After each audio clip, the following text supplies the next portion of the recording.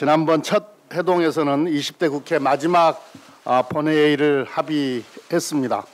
오늘 회동에서는 21대 국회 첫 본회의를 합의할 수 있기를 기대합니다. 시작이 반이다라는 속담처럼 21대 국회의 첫 발을 잘 떼야 합니다.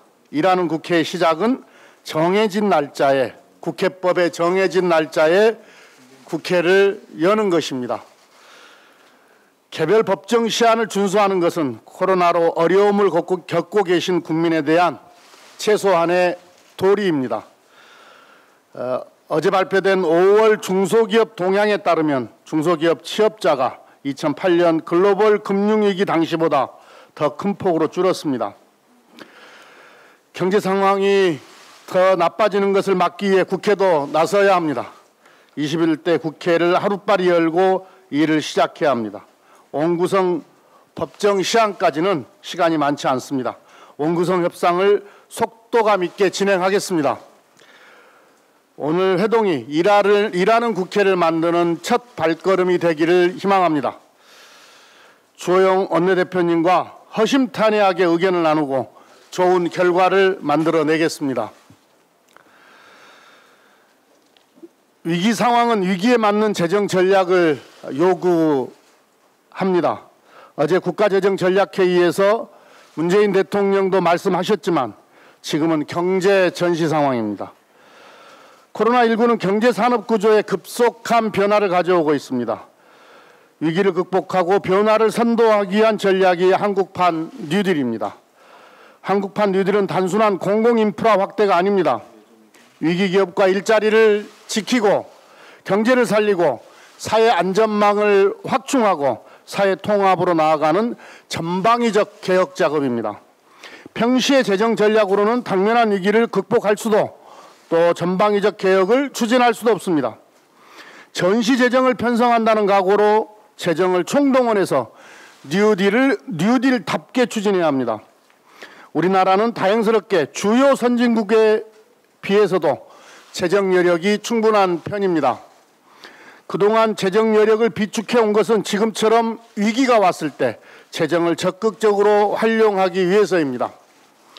재정 건전성은 긴 호흡을 가지고 고민해야 합니다. 아무리 분자를 관리한다 하더라도 GDP, 분모 관리에 실패하면 부채 비율은 관리가 되질 않습니다. 가족 중에 아픈 사람이 있으면 빚을 내서라도 살리고 봐야 합니다. 건강을 회복한 다음에 일을 해서 갚으면 됩니다. 당장의 재정 건전성만 따지다가 경제 위기가 더 심각해지는 것을 방치해서는 안 됩니다. 민주당은 정부와 함께 3차 추경을 신속하고 과감하게 그리고 세밀하게 준비하겠습니다. 위기 극복을 위해 신속해야 하고 한국판 뉴딜을 위해 과감해야 하고 국민의 삶을 챙기기 위해 세밀해야 합니다. 내년 본 예산도 신속, 과감, 세밀 3대 원칙으로 편성할 것입니다. 재정으로 경제의 선순환 구조를 만들어서 경제 위기를 극복하고 국민의 일자리와 삶을 지키겠습니다. 코로나19로 인해 비대면 온라인 수업이 빠르게 도입되었습니다. 교육 현장에서 혼선도 있었고 학생과 학부모의 불만도 있었습니다. 그러나 전 세계에서 가장 안정적으로 비대면 교육을 수행한 대한민국입니다.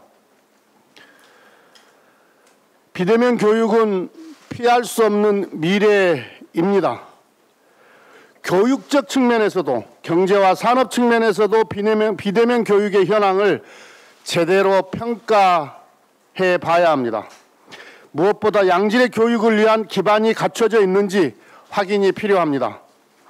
학교 현장의 온라인 수업 준비 상황을 꼼꼼하게 들여다보고 온라인 수업의 컨텐츠에 대해서도 점검해야 합니다. 네트워크 환경, 원격 솔루션 등 비대면 교육에 필요한 디지털 인프라가 충분한지도 확인해 봐야 합니다. 그리고 디지털 교과서의 활용 실태도 평가하고 개선 방안을 찾아야 합니다. 아울러 국내 에듀테크 기업들의 현황도 파악해야 합니다.